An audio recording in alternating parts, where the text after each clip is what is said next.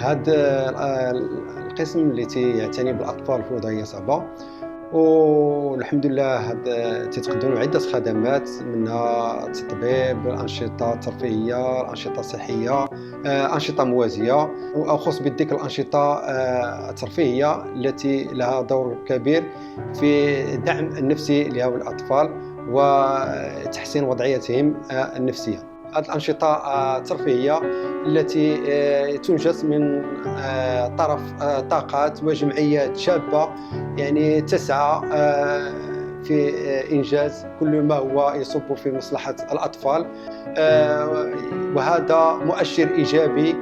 سي محمد الجزيري، رئيس الجمعية المغربية لنهوض الطفل والمرأة في وضعية صعبة. اولا كنشكر مركز امل الاطفال المهملين لتحليل الفرصه باش دخلنا نشطنا مع هاد الوليدات، وصراحه هذا ماشي غريب عليهم.